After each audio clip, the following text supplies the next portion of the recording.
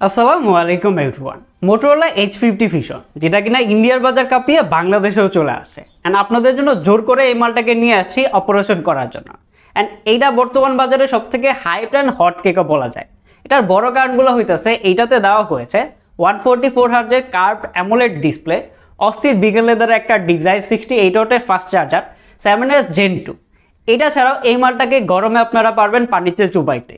তো এছাড়া হচ্ছে যে এটা আসলে কেমন ছিল সবকিছু নিয়ে আজকের ভিডিও সাজানো হয়েছে, তাই কোনো রকম কাটাকাটি ছাড়া বসে পড়েন ফুল ভিডিও দেখার জন্য। আর এইটা আসলে কেমন হবে সবকিছু বলার দায়িত্ব আমার। আপনারা দেখতেছেন জ্ঞানী ভাই, আপনাদের সাথে আমি থাকছি সাকাওয়াত হোসেন লিমন। ভিডিও ভালো লাগলে অবশ্যই সাবস্ক্রাইব করে নোটিফিকেশন বেলে একটা গুতা দিয়ে দিন। অসংখ্য ধন্যবাদ সাদ্দাম টেলিকমকে এই প্রোডাক্টটি আমাদেরকে এক্সপিরিয়েন্স করতে দেওয়ার জন্য। তাদের কাছে আপনারা মোটরোলা সহ সকল ব্র্যান্ডের স্মার্টফোন পেয়ে যাবেন। এই ফোনটি যদি পারচেস করতে যান তাদের সাথে যোগাযোগ করতে পারেন। ডেসক্রিপশন বক্সে তাদের ফেসবুক পেজ লিঙ্ক, ইভেন হচ্ছে যে তাদের অ্যাড্রেস, কন্ট্যাক্ট নাম্বার সব কিছুই দেওয়া থাকলেও তাদের সাথে যোগাযোগ করতে পারে। এই ফোনটা বক্স থেকে বের করার পর থেকে সবার হাতে হাতে দৌড়েছে, কারণ এটা দেখতে বোল্ড অ্যান্ড গর্জিয়াস। আর আগে পরে দুই দিকের কার্ভি ডিজাইনের হ্যান্ডফিলকে করে তুলেছে অতুলনীয়। যদিও পুরো ফোনটায় প্লাস্টিক বিল্ড অ্যান্ড পলিকার্বনেট বডির, আর এটার ব্যাকপার্টে ইকো লেদার ব্যবহার করা হয়েছে, যেটা ধরে একটু বেশি সলিড অ্যান্ড প্রিমিয়াম ফিল দেয়। তবে বদভ্যাসস্বরূপ এইটা হচ্ছে হাতের ময়লাগুলোকে আঁকড়ে ধরে, তাই মাস্ট বি ব্যাক কভার ব্যবহার করবেন। আর বডির মিডল পার্টে থাকছে মোটরোলার লোগো। এখানে শেষ করে নাই, এটাতে থাকছে IP68 এর রেটিং, মানে এই মালটাকে আপনারা গরমে পানিতেও চুবাইতে পারবেন। 5000 mAh ব্যাটারি হওয়ার পরও এইটার থিকনেস হচ্ছে 7.9 মিলিমিটার। আর কার্বি বডি হওয়ার জন্য ধরে গ্রিপ ভালো পাচ্ছিলাম। আর 174 গ্রামের ফোনটা হাতে ধরে আই এম তো অবাক যে এত ভালো ওয়েট ডিস্ট্রিবিউশন। লং টাইম ব্যবহার করা, ফোনে কথা বলা, গেম প্লে, এইসব কাজ করতে গিয়ে সত্যিকার অর্থে তেমন কোনো রকম সমস্যা হয় না। আর এটাতে আপনারা ডুয়াল স্পিকার পেয়ে যাচ্ছেন, পাশাপাশি ডলবি ভিশনের সাপোর্টও থাকছে, যার জন্য সাউন্ড কোয়ালিটি ছিল কোয়াইট লাউড অ্যান্ড ক্লিয়ার। তেমন কোনো রকম প্রবলেম ফেস করে নাই, বেসটাও ঠিকঠাকই লেগেছে। অ্যান্ড এখানে আপনারা সেকেন্ডারি নয়েজ ক্যান্সেলেশন মাইক পাইলেও 3.5 মিলিমিটার হেডফোন জ্যাক আর আয়ার ব্লাস্টার পাচ্ছেন না, যেটা কিছুটা ডিল ব্রেকারই মনে হয়েছে। এটা দিলে জিনিসটা আরেকটু বেশি ভালো হইতো। অ্যান্ড এখানে আপনারা দুইটি সিম ব্যবহার করতে পারবেন, আলাদা করে কোনো রকম মেমোরি ব্যবহার করতে পারবেন না। অ্যান্ড টাইপ সি পোর্ট দেওয়া হয়েছে। এইটার যে ডিসপ্লে ভাই পুরাই আগুন। 6.7 ইঞ্চের একটি কার্ভ পিওলেড ডিসপ্লে ব্যবহার করা হয়েছে, যার রেজুলেশন হচ্ছে 1080x2400 পিক্সেল, 395 PPI এর পাশাপাশি এইটা একটা 10 বিট কালার সাপোর্টেড ডিসপ্লে। এক কথায় যে কেউ এই ডিসপ্লেটার প্রেমে পড়ে যাবে। এইটা enough bright and colourful, detail, sharpness, colour contrast সবকিছু ঠিকঠাক ছিল, তেমন কোনো রকম কালার শিফটিং খেয়াল করে নাই। আর অ্যামোলেড হওয়ার জন্য একটু বেশি vibrant and Panji colour produce করে, যা দেখতে দুর্দান্ত লাগে। এটা দিয়ে ইউটিউবে 4K-তে ভিডিও দেখতে পারতেছিলাম, তেমন কোনো রকম ফ্রেম স্কিপের দেখা পায় নাই। অ্যামোলেড হওয়ার জন্য এটাতে ব্যবহার করা হয়েছে ইন ডিসপ্লে ফিঙ্গারপ্রিন্ট স্ক্যানার, যেটা অ্যাকুরেট ছিল, বাট এইটা কিছুটা নিচে হয়ে গেছে। এটা যদি আর একটু উপরে হইতো তাহলে জিনিসটা আরেকটু বেশি ভালো হইতো। আর এর প্রোটেকশন হিসাবে থাকছে কর্নিং গরিলা গ্লাস 5। তবে এইখানে সবথেকে বেশি যেটা আমার কাছে ভালো লেগেছে, 144 হার্জের হাই রিফ্রেশ রেট অ্যান্ড 360 হার্জের টাচ স্যাম্পলিং রেট, সব কিছু মিলিয়ে এটা একটা মাখন পারফরমেন্স দিয়েছে। Day to day multitasking, social media browsing করতে গিয়ে তেমন কোনো রকম লেটেন্সি খেয়াল করে নাই। আর এর চিন অ্যান্ড বেজেল অনেকটাই ন্যারো রাখা হয়েছে, যার জন্য ফুল ভিউ একটা এক্সপিরিয়েন্স পাওয়া যায়। আর যদি এর ভিউইং অ্যাঙ্গেল নিয়ে বলতে হয় তেমন কোনো রকম নেগেটিভিটি খেয়াল করে নাই। আর এর পিক ব্রাইটনেস হচ্ছে 1600 নিটস, যেটা ইনডোর অ্যান্ড আউটডোরে ভালোভাবে ব্যবহার করতে পারতেছিলাম, তেমন কোনো রকম প্রবলেম হয় নাই। ভালো ব্যাপার যে এই ডিসপ্লেটা এনাফ ব্রাইট হয়, ডিরেক্ট সানলাইটে যথেষ্ট ভিজেবল ছিল, এটা নিয়ে তেমন কোনো রকম প্রবলেম ফেস করে নাই, ভালোভাবে ব্যবহার করতে পারতেছিলাম। এই ফোনটি রেয়ারে থাকছে ডুয়াল ক্যামেরা সেটআপ, যার মেইন ক্যামেরাতে ব্যবহার করা হয়েছে 50 মেগাপিক্সেলের মেন সেন্সর, যেখানে সোনি সেন্সর ব্যবহার করা হয়েছে। আরেকটা হচ্ছে 13 মেগাপিক্সেলের ultra wide.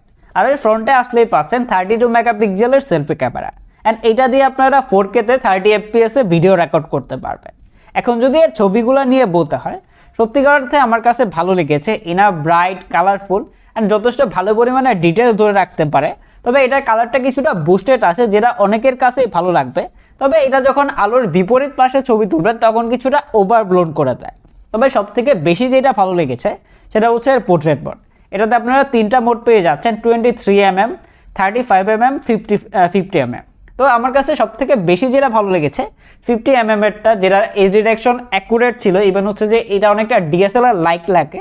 But 35mm even হচ্ছে যে 23mm সেগুলোর এজ ডিটেকশন ভালো ছিল, ডিটেলসও ভালো ধরে রাখতে পারে। তবে আমার কাছে 50mm এরটা বেশি ভালো লেগেছে। আর যদি ফ্রন্ট ক্যামেরা নিয়ে বলতে হয় 32 মেগাপিক্সেল অনুযায়ী এনাফ ব্রাইট করে, স্ক্রিন টোনটাকে কিছুটা স্মুথ করে দেয়, যেটা হচ্ছে যে আপুদের কাছে ভালো লাগবে, বাট পার্সোনালি আমার কাছে ভালো লাগে নাই। বাট ছবিতে ডিটেলসের পরিমাণ ঠিকঠাকই ছিল। আর যদি এজ ডিটেকশন নিয়ে বলতে হয় তাহলে নর্মালি সিঙ্গেলের বেলায় ঠিকঠাক আছে, বাট যখন ডাবল মানে আপনার আশেপাশেই কেউ থাকবে বা হাতে কোনো কিছু আছে তখন হচ্ছে যে অ্যাকুরেটভাবে এজ ডিটেক্ট করতে পারে না, যেটা দিয়ে দেখলাম যে ঝামেলা করে। তো ছবিগুলো দিয়ে দিলাম, দেখে অবশ্যই কমেন্ট করে জানাবেন কেমন লেগেছে। পারফরমেন্স নিয়ে বলতে গেলে এইটাতে ব্যবহার করা হয়েছে কোয়ালকম স্ন্যাপড্রাগনের 7S Gen 2, যেটা হচ্ছে 4 ন্যানোমিটার আর্কিটেকচার বিল্ড করা। আর এইটাতে আপনারা র্যাম রোম ভেরিয়েন্টে পাচ্ছেন 8GB RAM and 128GB internal storage. আর এই স্টোরেজ টাইপ হচ্ছে UFS 2.2। তো প্রথম ধাপে এটা দিয়ে বেঞ্চমার্ক টেস্ট করেছি, যেটা সিঙ্গেল করে 1000-এর উপরে স্কোর করে অ্যান্ড আন্তর্জাতিক এরা হচ্ছে যে 6 লাখের উপরে স্কোর করে। এরপরে যদি এটার পারফরমেন্স নিয়ে বলতে হয় তাহলে 8GB সুবাদে বেসিক কাজকর্ম ভালোভাবে সারতে পারতেছিলাম। স্টক ইউআর ফলে স্ন্যাপে একটা পারফরমেন্স পেয়েছি। অ্যাপ ওপেনিং স্পিডও যথেষ্ট ফাস্ট ছিল, তেমন কোনো রকম ল্যাগ বা হিকাপের দেখা পাই নাই। র্যাম ম্যানেজমেন্ট আমার কাছে ঠিকঠাক লেগেছে। ব্যাকগ্রাউন্ডে হচ্ছে যে 15-16টা অ্যাপ অনায়াসে রেখে কাজ করা যাচ্ছিল, গেম লোডও ঠিকঠাক মতোই হইতেছিল, তেমন কোনো রকম প্রবলেম ফেস করে নাই। আর যদি এর গেম প্লে নিয়ে বলতে হয় তাহলে এইটার গেম প্লে নিয়ে যদি বলতে হয় তাহলে এইটা দিয়ে সব রকমের গেম প্লে করে নিতে পারবেন। এটা দিয়ে আসলে তেমন গেম প্লে করতে পারি নাই, তারপরে এটা দিয়ে সাবওয়ে সার্ফার, টেম্পল রান মানে বেসিক যে গেম প্লেগুলো আছে সেইগুলো খেলেছিলাম, মাখন পারফরমেন্স পেয়েছি, তেমন কোনো রকম ল্যাগ বা হিকাপের দেখা পাই না। এরপরে এটা দিয়ে কল অফ ডিউটি মোবাইল খেলেছি, যেটা হাই গ্রাফিক্সে ম্যাক্স ফ্রেম রেটে সেট করে খেলতে পারবেন। গেম প্লে অনেকটা স্মুথ ছিল, তেমন কোনো রকম লেটেন্সি বা ল্যাগ বা হিকাপের দেখা পাই নাই। একটা না অনেকক্ষণ খেলার পরও তেমন হিটিং ইস্যু খেয়াল করে নেয়। এরপরে খেলেছিলাম অ্যাসপন 9, ভালোভাবেই খেলতে পারতেছিলাম, তেমন কোনো রকম ল্যাগ বা হিকাপের দেখা পায় নাই।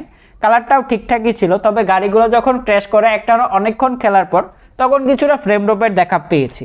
আর এর সফটওয়্যার পার্টে আসলে পাচ্ছেন Android 14 out of the box stock UI. এটাকে আবার মোটোরোলা নাম দিয়েছে হ্যালো ইউআই, যেটাকে অনেক বেশি কাস্টমাইজ করা যায়। অ্যান্ড এইটার একটা ভালো ব্যাপার হচ্ছে যে এটা বুট করার পরে আলাদা করে এক্সট্রা ব্লোটওয়্যার বা ইনবিল্ট কোনো রকম অ্যাপের দেখা পায় নাই, যার জন্য day to day multitasking, social media browsing করতে গিয়ে সত্যিকার অর্থে তেমন কোনো রকম অ্যাডটেড আসে না, এবং হচ্ছে যে বাকবাল্লুকের দেখা পায় নাই। আর এটা ভালো ব্যাপার হচ্ছে যে এই ইউআইটাকে আপনারা কাস্টমাইজ করে নিতে পারবেন। এটার পাশাপাশি হচ্ছে যে এইখানে অনেকগুলো ফিচার আছে, যেমন হচ্ছে যে এই ফোনটাকে আপনারা শেক করলে লাইট জ্বলে উঠবে। এইটার পাশাপাশি হচ্ছে যে অন অবস্থায় যদি শেক করেন ক্যামেরাতে চলে যায়। এটা ছাড়া হচ্ছে যে রেডি ফর ফিচার আছে, এটাকে আপনারা টিভির পাশাপাশি বিভিন্ন ল্যাপটপের সাথে কানেক্ট করতে পারবেন, যেই জিনিসগুলো আমার কাছে পার্সোনালি ভালো লেগেছে। এই ফোনটার আরেকটা ব্যাপার আমার কাছে বেশি ভালো লেগেছে, এইটা এত বেশি লাইট ওয়েট হওয়ার পর এইটাতে ব্যবহার করা হয়েছে 5000 mAh ব্যাটারি। এটা যদি ব্যাটারি ব্যাকআপ নিয়ে বলতে হয় তাহলে day to day multitasking, social media browsing, regular 60 hours ব্যবহার করে ফেসবুক চালানো, ইউটিউব দেখা, ছবি তোলা, গেম প্লে, এসব কাজকর্ম করে এটা হচ্ছে 7.5 থেকে 8 ঘন্টার মতো স্ক্রিন অন টাইম দিয়ে দিতে পারে। আর যখন হচ্ছে যে একটানা গেম প্লে করবেন, 144 হার্টজ ব্যবহার করবেন, তখন এইটা একটানা গেম প্লে করলে 4.5 থেকে 5 ঘন্টার মতো স্ক্রিন অন টাইম দিতে পারে। তবে চার্জ নিয়ে চিন্তার কোনো কারণ নাই, কারণ এর বক্সে দেওয়া হয়েছে 68 ওয়াটের একটা ফাস্ট চার্জার, যেটা দিয়ে এই ফোনটা 0 to 100% হইতে 45 থেকে 55 মিনিটের মতো সময় লাগে। ওভারঅল এই ফোনটার ভালো খারাপ সব কিছুই বলার চেষ্টা করেছি। এইটা বর্তমান সময়ে আনঅফিসিয়াল মার্কেটে 33 থেকে 32 হাজার টাকা প্রাইস পয়েন্টে পাওয়া যাচ্ছে। তারপরে যদি এর ভালো খারাপ নিয়ে বলতে হয় তাহলে এইখানে যদি গ্লাস ব্যবহার করা হইতো ব্যাক পার্টে, অ্যান্ড এইটাতে যদি IR blaster and 3.5mm headphone jack দিয়ে দিত তাহলে জিনিসটা সোনায় সোহাগা হয়ে যাইত। তারপরে এটা যে খারাপ ছিল এমন না, বাট ইকোলেদার হওয়ার জন্য দাগ পড়ে যাবে। বাট এটার ডিসপ্লেটা পার্সোনালি আমার কাছে অনেকটা ভালো লেগেছে, এইটা নিয়ে কমপ্লেন করার কিছু নাই। তবে যারা আসলে গেমিংয়ের জন্য স্মার্টফোন কিনতে যাচ্ছেন, এই প্রাইস পয়েন্টে রেডমি টার্বো 3টা আছে, ইভেন হচ্ছে যে পোকো X6ও ঢুকে পড়ছে, সেটা আপনারা দেখতে পারেন। এছাড়া হচ্ছে যে বেসিক কাজকর্মের জন্য মানে ওই রকম গেম প্লেও করেন না, আবার হচ্ছে যে টুকটাক করেন, মাল্টিটাস্কিং করেন, তাদের জন্য এটা এনাফ। অ্যান্ড এটা ছাড়া যদি বলতে হয় ক্যামেরা পার্টে আরেকটু বেশি ইম্প্রুভের দরকার আছে, মাঝে মাঝে স্ক্রিন টোনটাকে একবারে বেশি স্মুথ করে দেয়। এটা ছাড়া ব্যাটারি ব্যাকআপ আমার কাছে ভালো লেগেছে, এটা নিয়ে কমপ্লেন করার কিছু ছিল না। তো এখন হচ্ছে যে আপনারা ডিসাইড করবেন আসলে কি করবেন। তবে যারা গাজীপুরের আশেপাশে আছেন তারা কিন্তু সাদ্দাম টেলিকম ভিজিট করতে পারেন।